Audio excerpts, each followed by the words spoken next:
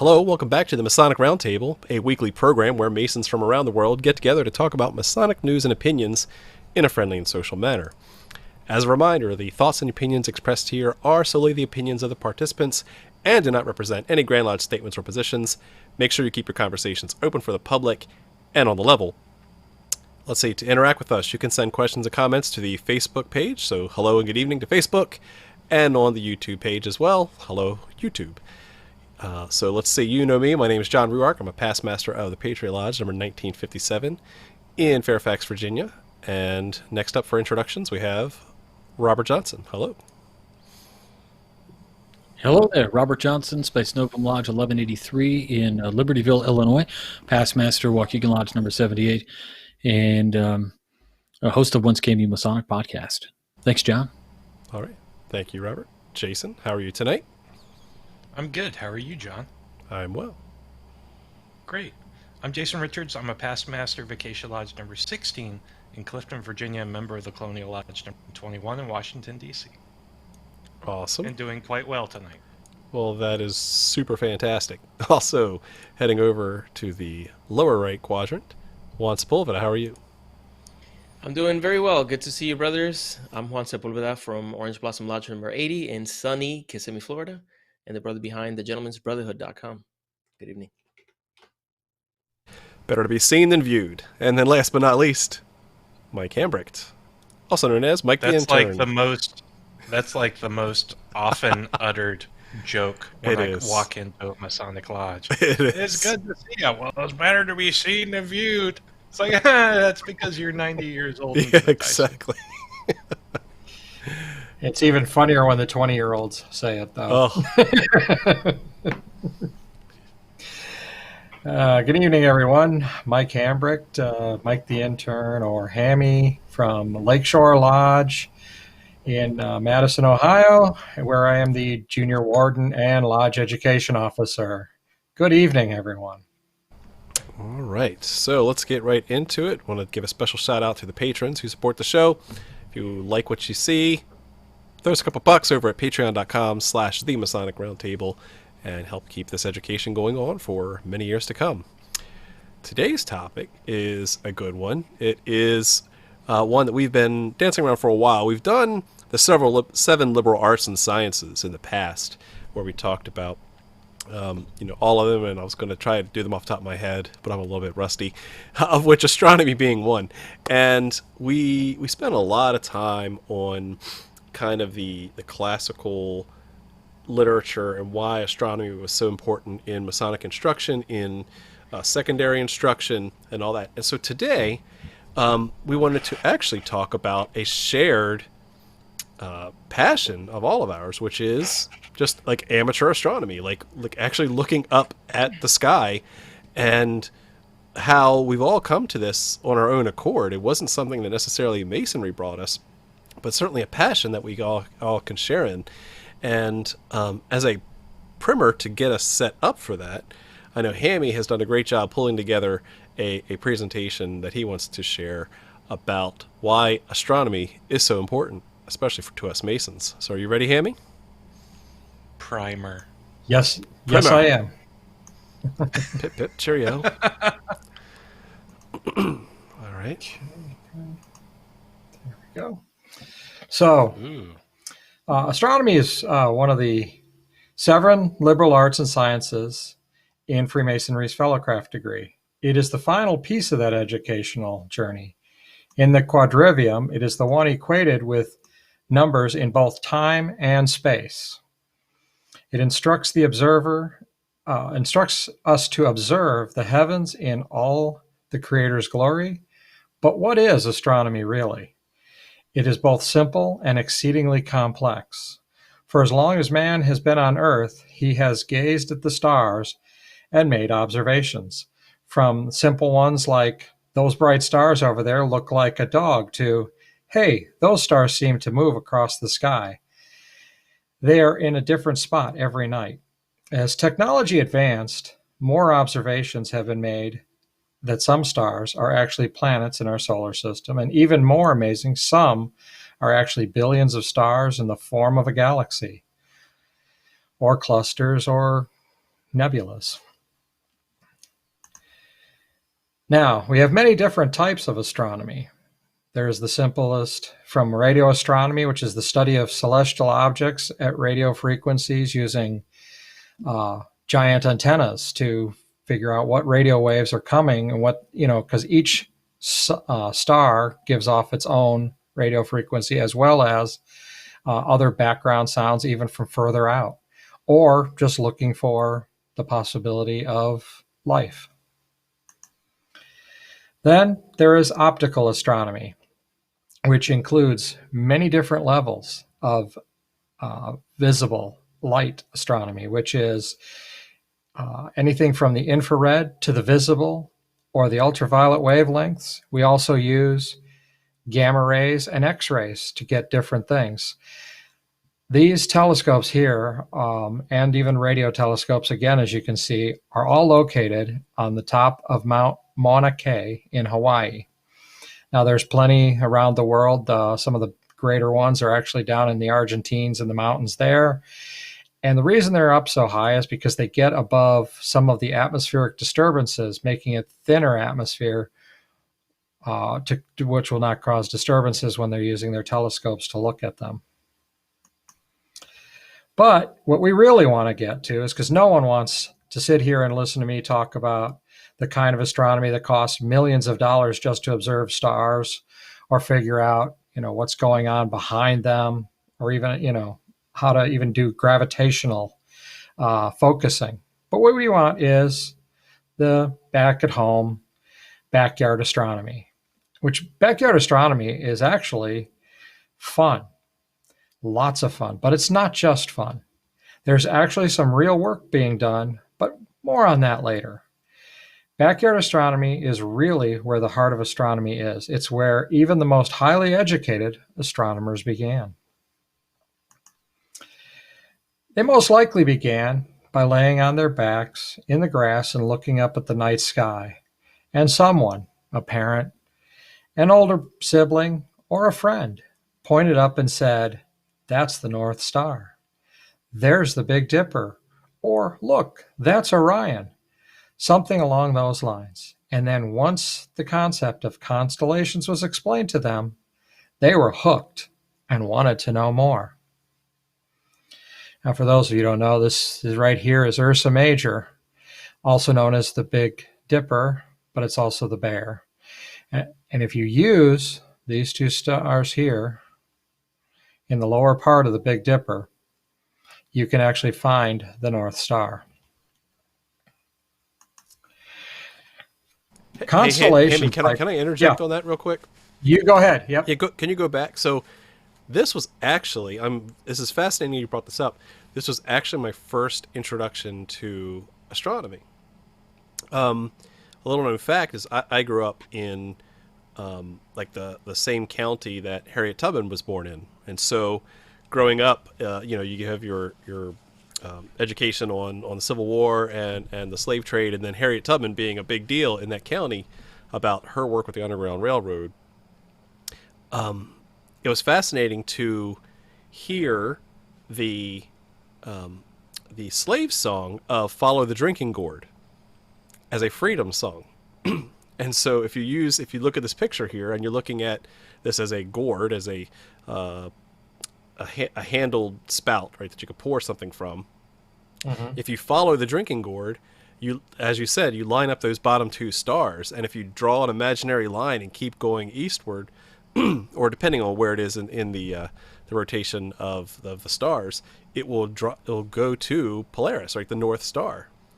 And so you had this slave song that was sung as a sign of freedom, because you follow the drinking gourd, you'll go to the North Star, you'll go north, right? You'll escape the south. There it is. And so I just found that. And so when I heard that growing up as a kid, I said, that can't be true. And you can just look up with your own eyes and not only see if it's true, that yes, that is Polaris, and that's how I can always find Polaris. And then you have that instant of shock, like, wow, I'm looking at the same stars and constellations, that were also being used as freedom guideposts, 150, 200 years ago. and you start to get chills down your spine because that is how powerful astronomy is. So I just wanted to share that little anecdote because it's fascinating when you start with something as simple as drawing lines in the sky, and then you could see some powerful applications of that. So thank you, Ham. Sure. So constellations, by definition, aren't real. They are totally imaginary things that poets, farmers, and astronomers have made up over the past 6,000 and more years. The real purpose of constellations is to help us tell which stars are which, nothing more. But they are also used as mnemonics or memory aids. As in, if you look here, you'll notice you have Cassiopeia, Cephas. Down here you have Perseus. And because one chart isn't big enough, we need two. You get Andromeda and Pegasus. All of these particular constellations are part of one story in Greek mythology. So just by looking in the night sky, a storyteller has access to key reminders of the several characters in his story to assist in his retelling. Wish I could remember the whole story and actually tell you. I don't. Now, there is much more to astronomy than just pretty storytelling of the pictures in the sky. There are planets for near stellar objects, nebulas, star clusters, and galaxies for deep sky observations. This here is the Whirlpool galaxy, also known as M51. This is actually visible with a not all too powerful telescope. I'll show you which one that I used, which is a 6-inch Newtonian reflector telescope. And it's what's really amazing about this particular M or Messier object is that it actually includes a second deeper space object, a companion galaxy called NGC 5195. I'll explain those two categories in a second here for you, but just to give you the idea here, this right here at the end is another galaxy, and this is an X-ray version of that galaxy, because this is the first galaxy in the Whirlpool, and this is the other one that looks like it's actually being sucked in, and they are actually merging. It's going to take several million years, but so now what does NGC and M numbers mean anyway? Well, the M stands for Messier, as in Charles Messier. He's a French astronomer who decided to catalog any nebulae, star clusters, anything that was in the night sky that distracted him from finding comets, which was his sole goal. All he wanted to do was find a comet. He wanted to have one named after him like Halley has and so forth. He never actually found one, but he did catalog 110 items which can be viewed from the Earth, from within the atmosphere, using a telescope, or even in some cases, binoculars. Now, NGC, though, stands for the New General Catalog and contains some 7,840 objects, which includes galaxies, star clusters, emission nebula, and absorption nebula. Now, this telescope here is a 6-inch Newtonian reflecting telescope with a equatorial, it's a German equatorial guide. There's also the azimuth type, which is just round. It turns in a circle and moves up and down to view. This actually follows the orbit when you align it with the North Pole, or the Northern Star, rather. So this is the telescope I use in general. And there's several pictures here I'm going to show you that I actually took using this telescope and an iPhone 5. Now this is obviously our moon. not that big a deal, but it's taken with that telescope and an iPhone 5. And I mean, you can see the detail that, that I took with that telescope. And that's the reason it's green is I have there's a lunar filter on there, which turns it a greenish hue. And I left that on for this next picture, which I also took. Now this is actually Jupiter and one of its larger, closer moons. I don't remember which one. I think it's Ganymedes. But as you can see, there's the Great Storm even in Jupiter. And again, that was taken with that 6-inch telescope, just to give you an idea of what a small home backyard telescope can do.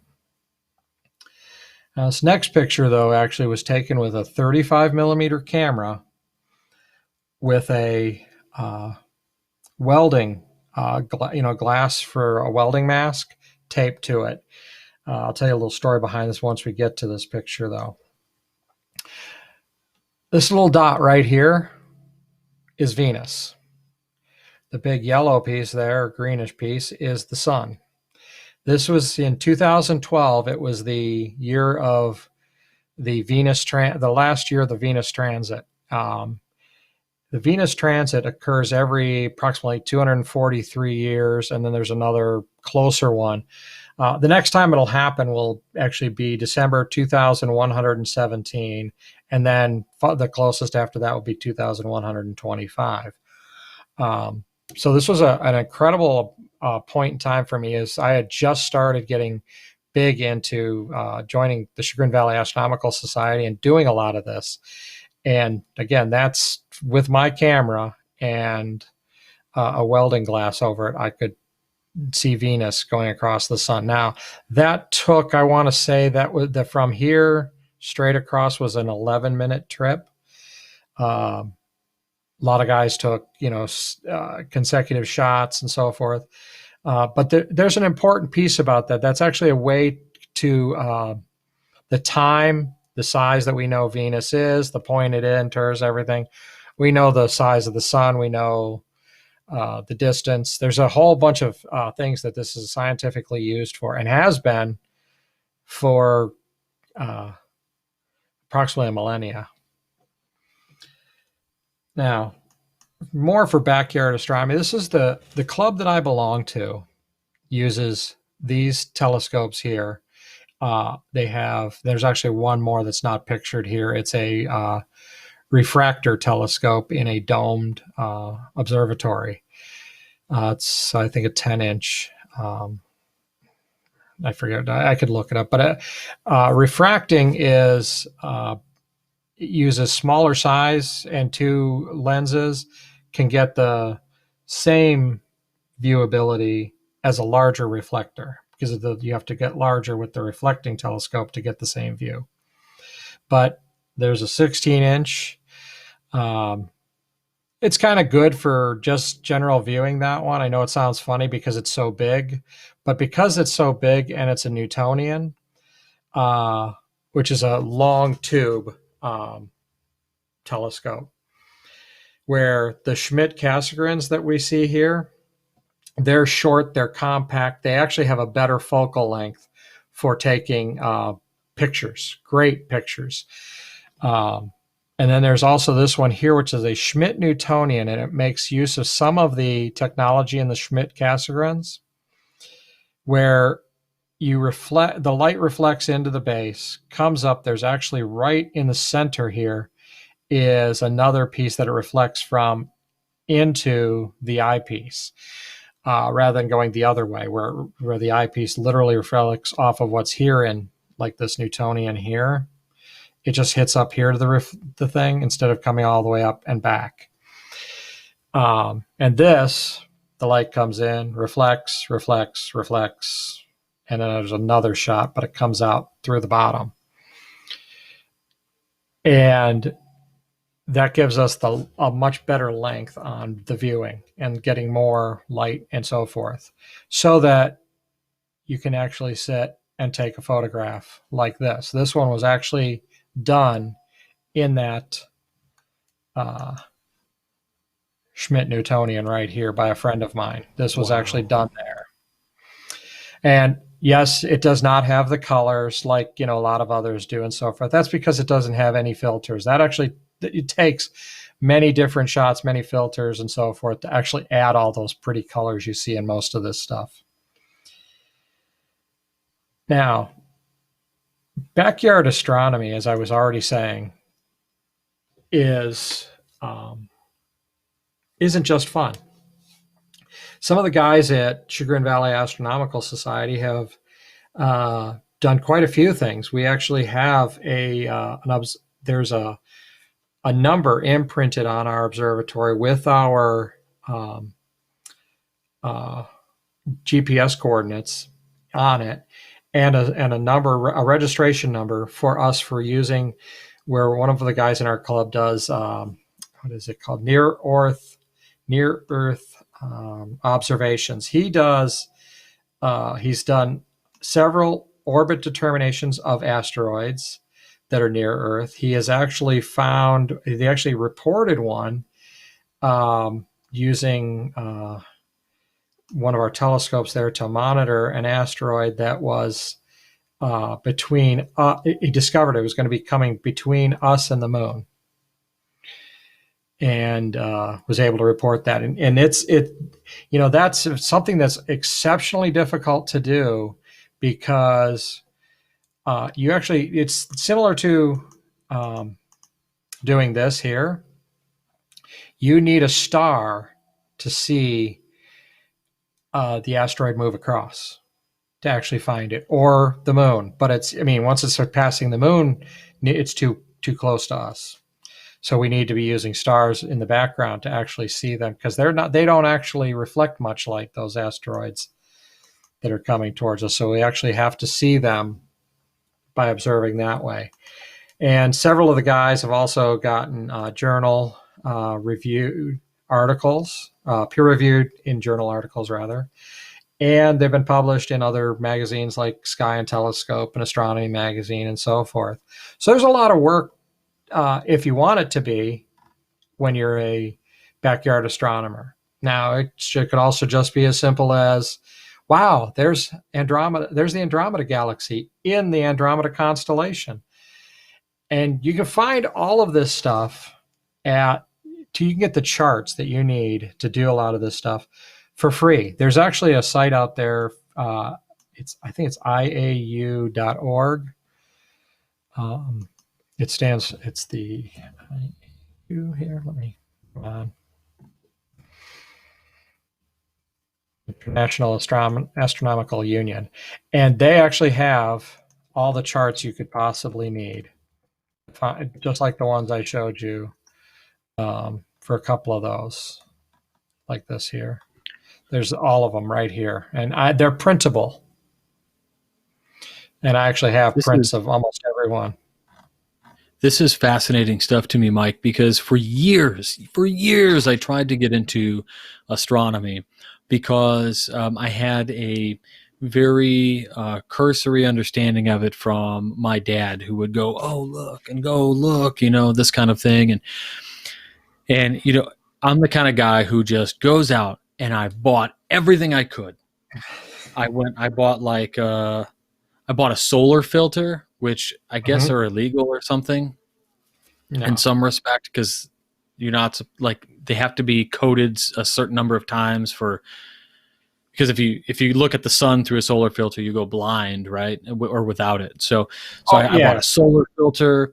I bought a Meade ETX. So I have this exact telescope right now, and it's great, except for I've never been able to do anything with it other than point it at the moon, and I've never been able to align it. But it doesn't stop me, right? So I have this book using the ETX. I have all these different camera mounts that I was using to mount to my camera, but then I would find out my actual telescope, the motor on it really can't handle the weight of that camera. I have these books on astroastronomy. Robert, it helps if you actually read the books.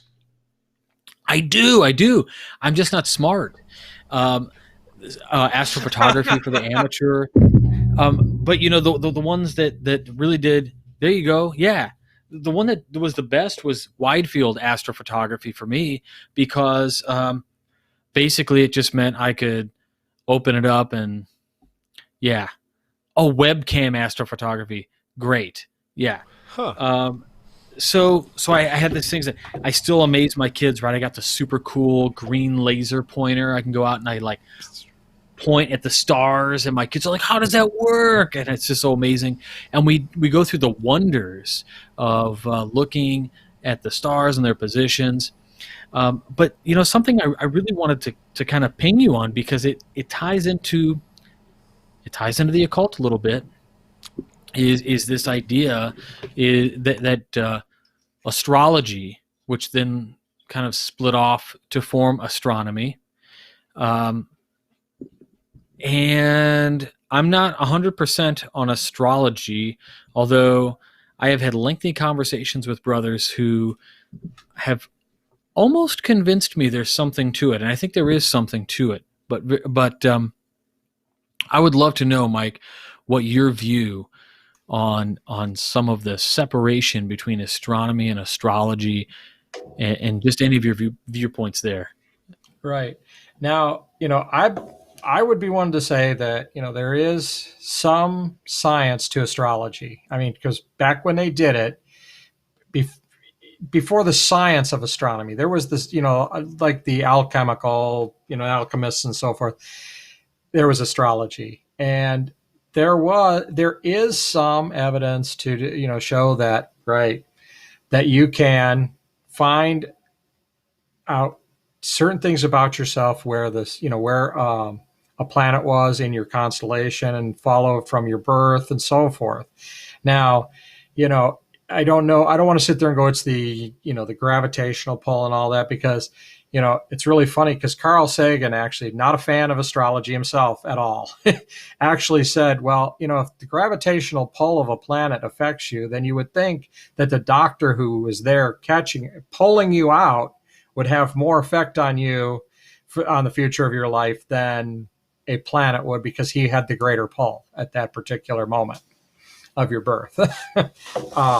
That was his view on it. Now, I'm not saying that that's, that astrology doesn't work, that there isn't something there if you follow it, because it's like anything else. But you can't just go by the stuff that you find in the newspaper. Obviously, that's just to sell papers. From all of my friends who are astrologists, who really do this stuff and believe in it, and have made some really interesting predictions. It really kind of lines up with just the definition of the fact that, the attempt to study how positions, motions, and properties affect people and events on Earth. Even when I thought about it in terms of things like theoretical physics, there really could be something to positional dynamics and how reality is conceived and whatever. So it is really interesting to me. And I would see that it would apply even to your when you did with your tetragrammaton speech, about the sound and so forth of the universe and all of that. I think that all of that could apply even to the side of astrology as well. Something just because it was an astrologer I was talking to, and he was trying to kind of convince me. And we got to talking about astronomy, and I just wanted to share this with you because I thought it's a brilliant quote. There's this, it refers to Galileo when he discovers craters on the moon. A cardinal says to him, so Galileo hands him the telescope and he says, look through the scope and you're going to see the craters on the moon. And the cardinal says something to the equivalent of, Galileo, if I looked through your telescope, I have no doubt I would see your craters because you put them there. And I just thought, like, how hilarious of a quote that is, because when we think about it, we reached beyond, the Earth and the audacity to say that you have discovered something outside of the Earth Robert, if I go to your esoteric presentation, that means that you put esoterics in masonry. Yeah, exactly. Absolutely. So it was just really kind of a cool, really funny quote. But what that I about heard. the wave particle experiment? It's real. Yeah, I mean, double we know. slit experiment. Yeah. Mm-hmm. Yes, the double slit experiment, excuse me. Observation of an entity can change that entity. Right. Correct. So it's like it's So- totally it's interwoven. You know what? That is why anytime I would do a trick with my yo-yo, it was awesome until I asked my mom to look at it. I said, "Mom," and because she was observing it, there went the trick. It wouldn't work when she was looking. And when kids are really cute and you go get the camera and you're like, do the trick, and they don't do the trick anymore. Exactly. Yes. It's absolutely Like true. every time. Every time.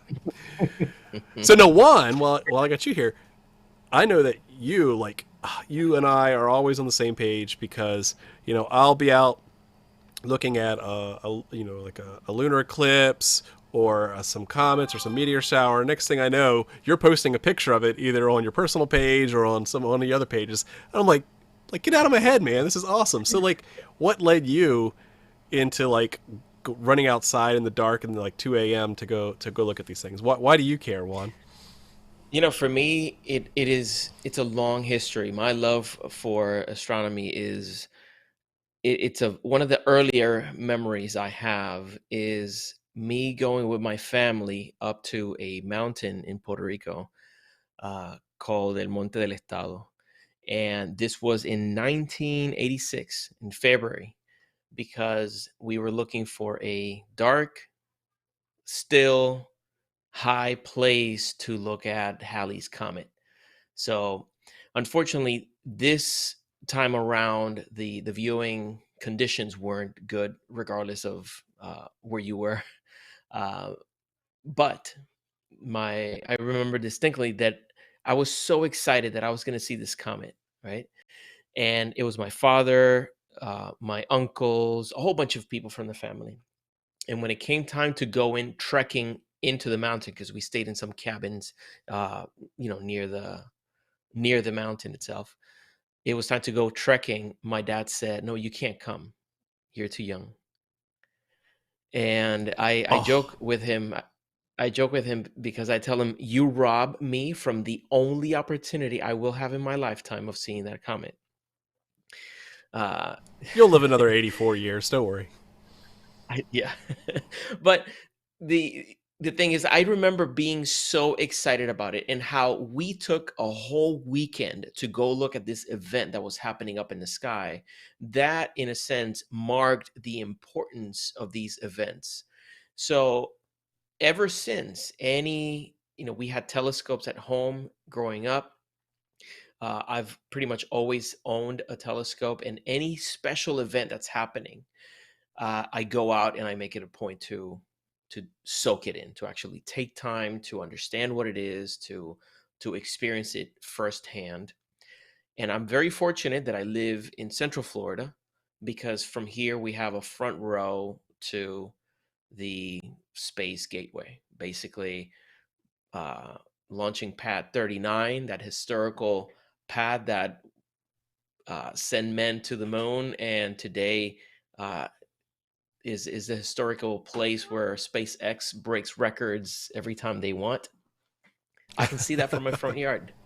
I literally watch the launch on the computer or my TV as it's happening, and I wait for a few seconds, and then I walk outside, and that's enough time for it to clear the houses in front of me, and I can see everything from the shuttles, you name it. I've seen it go up.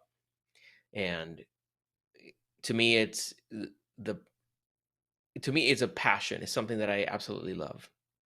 It kills me that my kids don't give a crap about it, but I love it.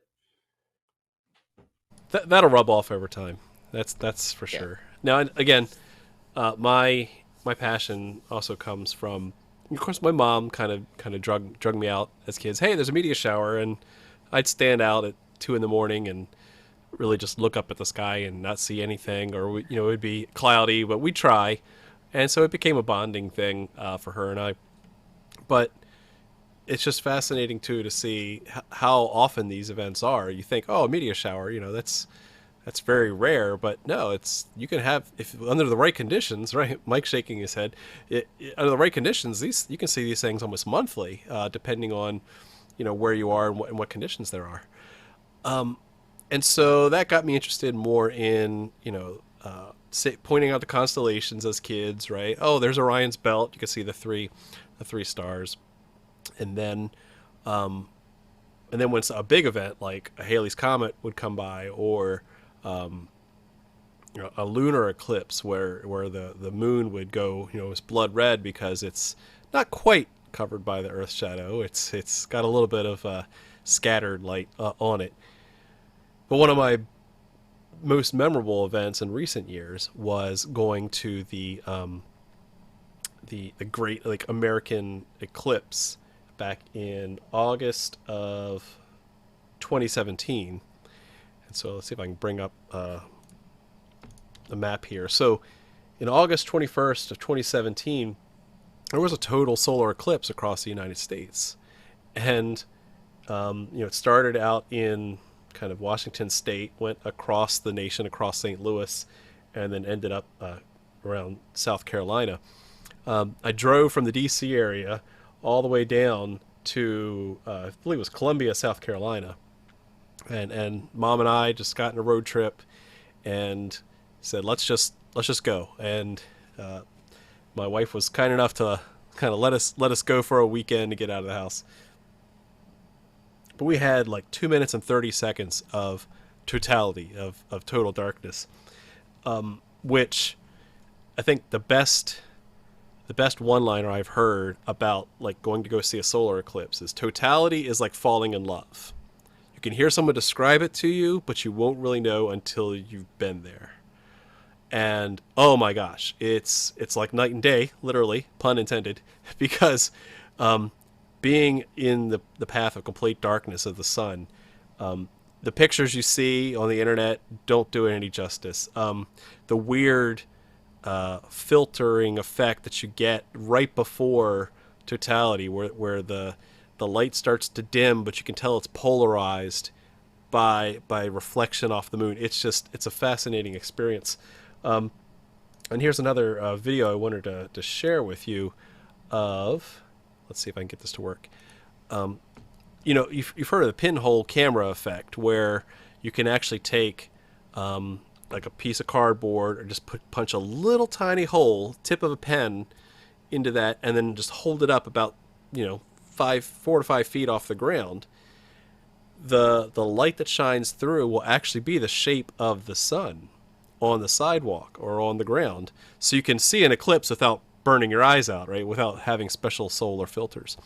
Well, as the light was coming back, as the moon was passing by the sun was starting to come back out, I was able to actually look down at the ground and see that these crescent shapes that you see here are all of the pinholes in between leaves of a tree. So this is actually a pinhole camera effect of what the sun is looking like as that little crescent of light, as the moon is moving away from the sun. You could see, thousands of pinhole camera effects by looking through the light that's coming from, millions of miles away, and then scattering right at the last, 20 feet before it hits the ground. And so it's just a fascinating effect. There's some really good things here. I got pictures here of total darkness, but this is the best that I could take at the time, but it certainly doesn't do it justice. And so, my personal appeal to anyone listening or watching the show is to go out there and actually find when and where the next moment of totality is for the next solar eclipse. But wait, there's more. In fact, if you actually go to there's a website called the greatamericaneclipse.com, greatamericaneclipse.com. So this is for our North American viewers. You can actually see when the next one is, and the next one is actually only a few years away. So April 8th, 2024, mark your calendars. April 8th, 2024 is when the next total solar eclipse is. So if you missed the one in 2017, don't worry. We've only got about 4 years until the next one. And that will come up through Mexico, cross through just south of St. Louis, and hit Detroit, and Cleveland, Buffalo. Hey, I see my house there. I can see my house from here, yes. So we'll all go to Hammy's house. Yeah, Because, the TMR hosts have already decided we're going to Hammy's house for the next eclipse. We're going to Cleveland. So Yep. Unless the rapture happens first. So we got time. Yeah, don't count your chickens. 2020's been a wreck so far. It's highly possible. It's highly possible we won't make it. It's okay. We're all Freemasons. We aren't going to be raptured. Yeah, we got the inside handshake. But yes, mark your calendars, because golly day, if it's a once in a lifetime thing, or twice in a lifetime if you happen to catch it just right, but it won't be another one in the United States for a long time. Please, please, please make your arrangements now. What you're going to do on April 8th, 2024, you will not be disappointed. It's something you will remember for the rest of your life. And so that is kind of like, my gift to you. Prepare now, April 8th, 2024. There's no excuse. You've been warned. Go book your hotels, and we'll see you in Cleveland, because that's where I'll be.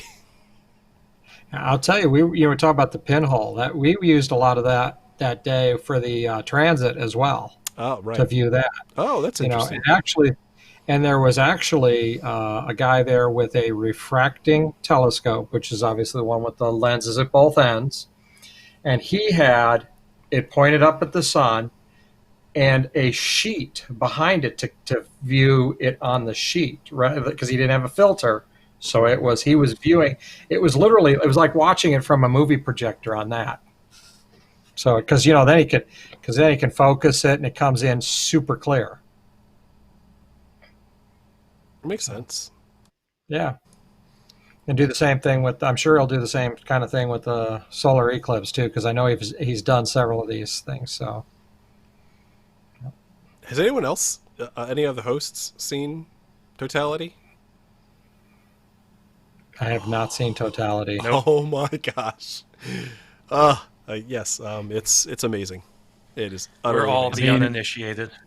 It was a couple, what was it, maybe a year and a half ago or whatever, when everybody was going out of their minds trying to buy eclipse glasses. Yes. I mean, we watched that, but that wasn't Totality for us. Yeah. I will say that the epilogue to the story is in 2017 the Totality was only like 2.5 minutes, and it was like at 2 in the afternoon. We said, we could drive back to DC from South Carolina, no big deal. Until everyone else on the East Coast decided to have the same idea. Everyone else. It turned a 6-hour drive into like a 13-hour drive. It was awful, but worth it. Absolutely worth it. Would do it again. 10 out of 10. Highly recommend. Go do it.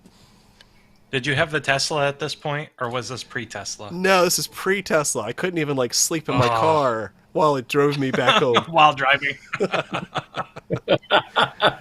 Oh man. But that's kind of the highlight of my astronomy career. All right. Any last calls or go backs before we wrap things up? I know Juan looks like he's got something.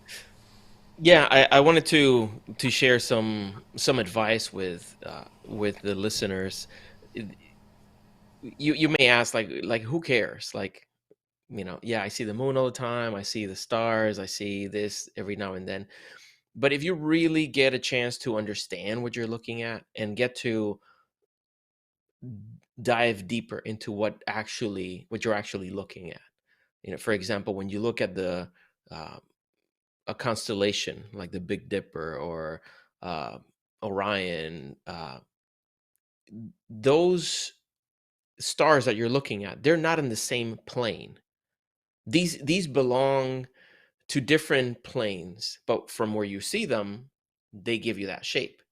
So as we keep on moving through the cosmos, as millennia go by, those constellations may not be like you see them and like have they've been seen for some time. So this is the moment where things look the way that they do.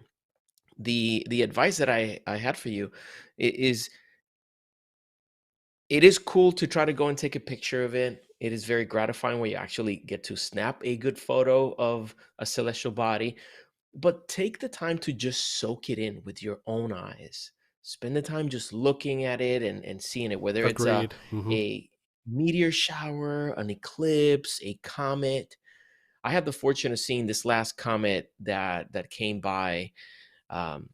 It was very difficult to see, especially because of all the light pollution. But I managed to catch it and to see it, just a glimpse of it. And I don't think I'll have a chance to see it in my lifetime. I think it's like 4,000 years in the future or something like that, where it'll come back again. So You'll I be had that there. little opportunity. Yeah, I'll be there in essence, even the fifth one. But real quick, I wanted to share one of those moments where I've actually captured one of those pictures that I'm very excited about. So let me see if I can show this with you. Wait. Let me move it. We don't need to see pictures from your younger modeling days. Oh, Speak for yourself, Jason. Oh, you will. Okay, I'm alone in this, okay? Actually, unshare is and it share flashing again. or you can see it? It's a little flashing. Oh, okay. Try it again.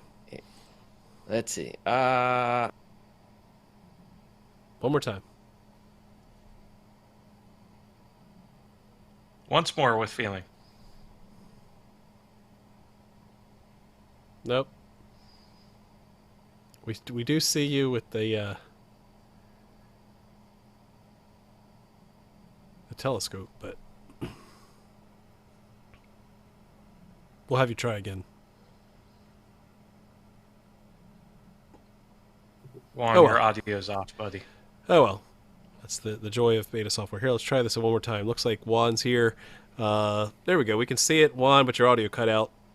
So we can see you at a large telescope. You and the wife. Images of the moon. That's no moon. And then, wow, we got Saturn down there. Oh, man.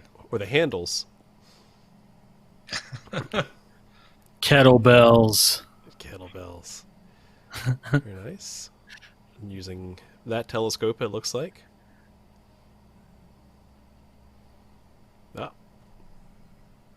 can't hear you. You hear me now? Can't hear you. There we can. There we go. Now we Yeah, can. you hear me? Okay.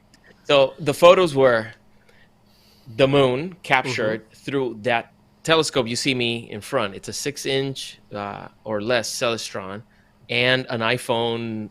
I think it was a 7. Really? So I was doing it hammy style, and I was very proud of that picture. And I was able to take a picture of Saturn, and you could see the actual rings around it.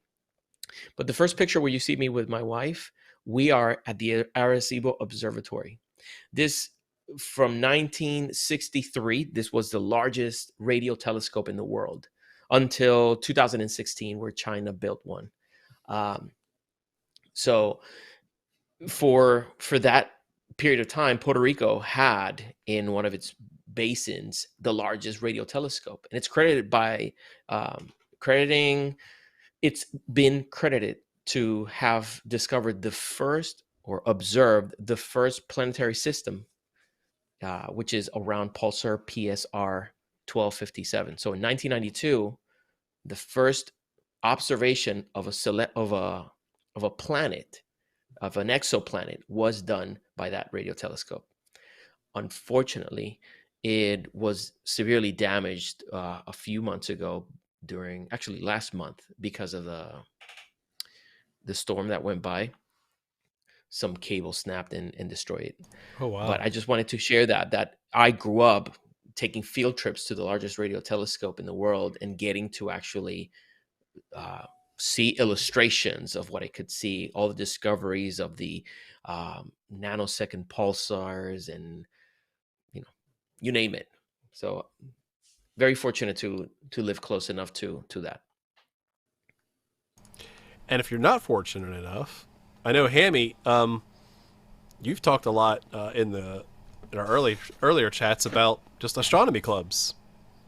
Yeah. I mean, so you don't need to own a big telescope. You can go find someone who does. So tell me more about that. How would I find that? Yeah, I actually belong to Chagrin Valley Astronomical Society, which is a member of OTAA, which is the Ohio OTO. OTAA. Oh, OTAA. Got it. Different club. Yep. The other one's more fun. Different kind of heavenly bodies. It is. I can't find it right now, but they're a member of a larger Ohio-based group, which is the OTAA, and there's actually plenty of those. You can actually look them up. I believe there's even stuff that is connected through NASA to find some of that stuff, because they actually do a lot with. As a matter of fact, I just found it right here for the Night Sky Network, which is part of NASA's at the Jet Propulsion Laboratories in California. They have a group that allows all clubs to list there. And you can actually search there and find out clubs and events and what they're doing in your state by going there. Because Chagrin Valley is right there on that site. So, yeah. Another thing you can look at is you can do searches for dark sky. I know it's sponsored by International Dark Sky, but if you look up dark sky parks, you will find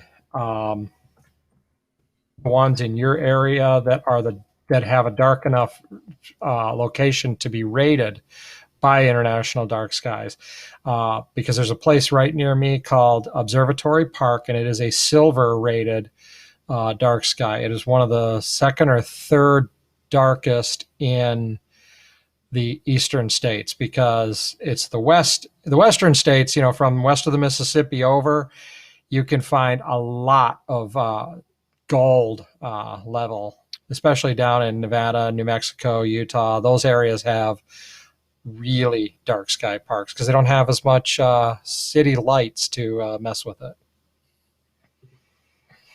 So, and actually there's actually ways, even this gets a little more tricky, but you find ways that you can actually rent telescopes in those areas, connect to them with your computer. They have a webcam and all that stuff, and you can run what it's going to be peaking at and take the photos that way. Of course, it's not your own equipment, so you're borrowing someone else's, but if that's the kind of stuff you're into, okay. If there's a reason, really good reason for it, yeah. Mm-hmm. Renting it is not cheaper, trust me. It's a sunk cost, John. Sunk cost. Yeah, don't worry about it. It's just money. It's all made up money. No, it's when you're renting that, I'm not kidding. It's, you're talking so much per hour to use these things. Oof, wow. Yeah. All right, thanks for that, Hammy. Let's start going around wrapping things up. We'll go over to Robert for his final thoughts and shameless plugs. You got something big coming up, Robert, don't you? Sure do. Yeah, why not? What is it? Next weekend, we're doing Masonicon Chicago, so it's finally here. Hey, there's the program. Anybody who is attending digitally or presenting from afar does have their stuff, all their wares with them, so that they can feel like they're here in person. Now, this was going to be a 100% in-person event, just like normal, we've all planned, but obviously COVID happened. So we worked with the fire department, and we're allowed to have 50 people per floor because of the entrances and exits on each floor. So we have a little bit of a wiggle room. We won't quite have that many folks in-house at all, actually, probably closer to 50 or 60. However, most of our presenters are going to be in-house. We're going to have a lot of fun maintaining distance, socially distant, all of those correct ways of action at this time. But we'll have a lot of fun, and it is not going to be something I plan on doing again. So for those of you out there thinking, at the end of this thing, I'll be like, and we'll see you next year. No. Spoiler Maybe not for a alert. while. Spoiler alert. This is kind of a one and done for me. I did this for the brethren in the surrounding states of Illinois and Illinois brethren because we've not been able to have a convention that's been close, and some people just can't travel. So we decided to bring one home. So that's why it's here, and I'm really excited to have a bunch of these guys come to the presentation. I'm doing a good job selling it right now, probably, I hope, but I'm not selling any more tickets. So unless you're going to be here in person, and we have a few cancellations, I can put your name on a waiting list. Go to the website, MasonicConChicago.com, and if we have a cancellation and you're interested, I can send you an invoice for a ticket. That said, this show was so worth waiting for. I have been a big fan of astronomy for a very long time. I don't understand it the way I want to. It's actually something that is on my list to really dive into and become a subject matter expert on. And I can't thank Mike enough for his work on this. I know Mike and I have talked about astronomy a great number of times. In fact, I think I made mention about getting together. I wanted to go to Serpent Mound in Ohio with Mike, and I think Jason wanted to go also because astronomically, we're looking at precession of planets and star alignment and all of these things. And I just can't think of anybody cooler to go with than some of these guys. So, Mike, you're an intellectual hero for me in this arena for sure. You taught me all the things, and so I hope the next time I come see you, I pack my my telescope, and I don't know. Hopefully, you can teach me something about it, and I don't make you hate the thing you love. So thanks, Mike, and thanks for everybody for watching. All right, let's head over to Jason. Wow, this was a phenomenal episode, Mike. Thanks so much for taking the time to share all of your knowledge and experience with us. This has been absolutely incredible. Astronomy is something I've always been interested in, but it never made the short list of hobbies for me. So I have a good friend and coworker who is retiring tomorrow. Sadly, he's one of the best colleagues I've ever had, and he is very, very much into amateur astronomy. And he's promised that in his retirement, he's going to be hosting some star parties. And so my plan, and I promised him this, is that when he hosts a star party after we get a vaccine for COVID, I'm totally there. And so it's just super, super exciting to think that we can see planets from the surface of our own. And so absolutely love it. Think it's phenomenal. It's a good time. So with that, hope to see some folks at MasoniCon Chicago. John and I will be presenting virtually due to COVID, but we're still going to have a lot of fun. I am going to be cranking through a little bit of new research in my presentation, so I'm very excited about that. Nice. Me too. All right. Thanks. Let's head over to Juan. Shameless plugs, final thoughts, and go. All right, so this was fun. Thank you for geeking out with us. We didn't talk a lot of masonry, but it's somewhat related. You got access to books and other videos that we've done. We encourage you to check them out. It is a lot of fun, especially when you look at the vastness of the universe and how little we're out within it. You have two choices: either feel insignificant or feel part of something beyond your imagination. It's up to you. So thank you again for being a part of the Masonic Roundtable and for checking with us week after week. We really appreciate the support. We love all of you, whether you help us through Patreon or whether you help us by sharing our videos with your brothers. We really thank you for your support. Every little bit helps. So thank you again. And finally, I just wanted to inform you all to go to freemasonryart.com. If you haven't gone there in the last week, in the last 2 weeks, in the last 3 weeks, there's new products there that you can use to show your friends how awesome this fraternity is. So just go to freemasonryart.com. We have some interesting things, among them some Masonic education. So if you're falling short on some of the mentorship experience that you could have in Lodge, but you're not having, freemasonryr.com is the place. Thank you, brothers. All right, thank you, Juan. Mike, you are blowing up the chats on both Facebook and YouTube with the great presentation you gave. So an extra special kudos and thank you for giving that presentation tonight. Like history, Mike is a man of many talents, and when we started talking about astronomy, he's like, "Oh yeah, well I got this telescope and that telescope with access to this and access to that." I said, "Where did you come from, Mike? Like this is great information. Like that this is this passion of yours that I'm so happy you got to share with the rest of us." So, over to you for final thoughts on astronomy. So a couple of things as these guys were all speaking, I thought of too. We didn't talk much Freemasonry here, but there's two things you guys can all Google out there to bring this back to Freemasonry. There's one is Google Royal Arch of Heaven. That's one thing. That'll give you some information on its connections to Freemasonry. And another is a book called Stellar Theology and Freemasonry. And I'll tell you, there's a lot of good connections in those books. I didn't want to try and go too deep into all that for this particular episode because I really wanted to touch on the astronomy. I mean, the real astronomy side of things. Not that isn't real. It's just what we can do as individuals on a regular basis.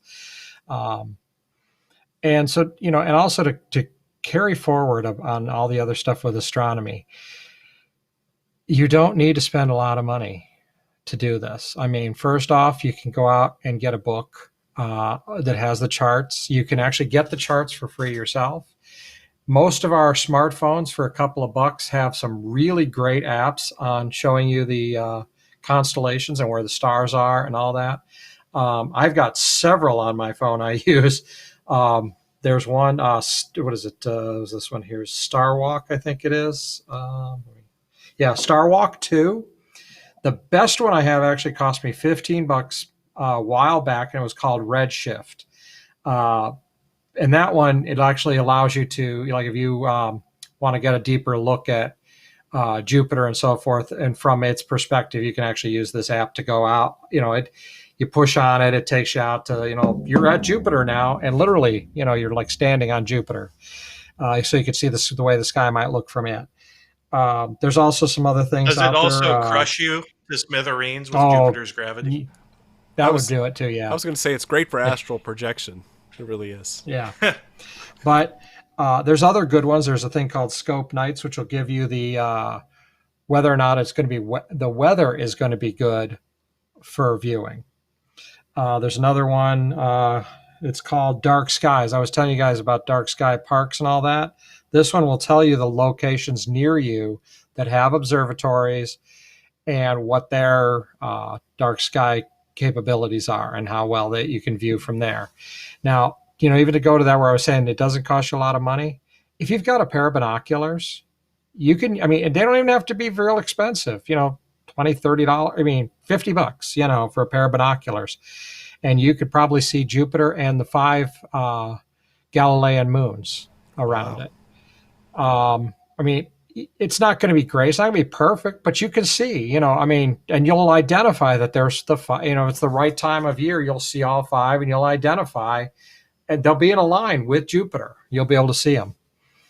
You don't need, my telescope, the one I use, I got it on Craigslist. That was $40. And granted, it was a much more expensive telescope than that, but it was really $40, Granted, I did some modification because it did not come with the equatorial mount that I have on it. That I went out and bought, but that's just a low-end, cheap equatorial mount that I put on there to make it work. I was doing modifications at the time. But then, find yourself a club, and those people will help. If you join the right club, it's like joining Freemasonry. People will help you do better at it. So, but honestly, if you haven't taken a look through your own binoculars, your own telescope, or even, had an opportunity to just look through one and actually see a galaxy, you need to do it. I mean, it's the same description John's talking about with totality with a solar eclipse. If you haven't experienced that, you need to. It's the same kind of thing. I can't describe it for you. All I can say is when I saw my first galaxy, found it myself in the, when I found that Whirlpool galaxy with my telescope the first time, it was literally chills. So. Love it. Thank you for sharing that, Hammy. That's Sure. It's been great to hear your experience. So thank you again. Over to me. Let's see. Final thoughts. Shameless plugs. Yes. What do we got? April 8th, 2024. April 8th, 2024. Book your hotels now. So it's in the Buffalo, Niagara Falls area. It's in the Cleveland area. It's in Detroit. It's in Dallas and just south of St. Louis. So if you're anywhere in that stretch, go find a place to party, because it's only 4 years away and you will not be disappointed. I guarantee it. There is no money back guarantee. So this has been great. I enjoyed talking about something that we've all been passionate about for many, many years. Again, I want to plug Robert's Masonic Con Chicago. Check that out if you got there. If not, you're missing out. But Robert has said in many Midnight Freemason blog posts, he did it to prove a point that it can be done. It can be done by one person to get what we want out of Masonry. And so the same is true for astronomy. The same is true for your initiatives as well. So don't let anyone stop you. Robert's proving the point. Robert's just another guy, despite his awesome status of being a great icon in Freemasonry. Whoa. But you know, this guy right here. Let me just say though, even he could do it. This was rock star. Yeah, that's it. That's it. Somebody is literally as inept as I am with a good support network. You can do anything you want to do in Masonic education. And the thing that I always go back to is that, Brian Simmons gave us this just mind-blowing look at what it could be. But we had already done something also really similar around the same time when we did the 300 event. Like, how do you put this on? People have asked, how do you do this with no capital? Well, we do it through ticket sales, and then we dump every single dollar as an investment right back to get you what you want out of it. So, I mean... we do that with Esotericon, too. Yeah, it's the secret to it. You TMR pre-sell the tickets to get the capital, and then every single amount of profit goes into the experience, making it better. Absolutely. Yes. So that's what it's about. The way to do it. Is if I've just basically been pulling, little helpful tidbits from everywhere, right, and compiling them all together. That's all I did. Anyone watching this can do it. So thanks, John, and thanks, Jason, for agreeing to present. Nobody likes Juan. Nobody likes Mike, so I didn't ask you guys. But just kidding. No. I love you guys. But yeah, you're regretting it now after this astronomy lecture. So I do. I wanted, if I had like all day Sunday too, I would have had like 5 more speakers. I would have just crammed it. People were complaining how long things were. I don't care. Take what you want, leave the rest, like a salad bar. It's gonna be awesome. Last plug from me is same thing we talked about last week. Data-driven Masonry. If you're interested in helping out, and open source, crowdsourced, let's just all work together as brothers and friends to make data great again. Head on over to datadrivenmasonry.com. We're not making a buck off of this. This is really just here to help us try to fix the problem of searchable, accessible Masonic information in the 21st century so that we can make actionable decisions to save us from the 2040 purge. So head on over to that and join the Facebook group to start the conversation. And with that, astronomy, it's amazing. It's something that you can actively engage in every night as you look up at the sky, and it impacts us all. And so I want to thank you all very much for watching and for participating in the conversation. And I want to thank you and see you next week. Keep searching for more light. Have a good night.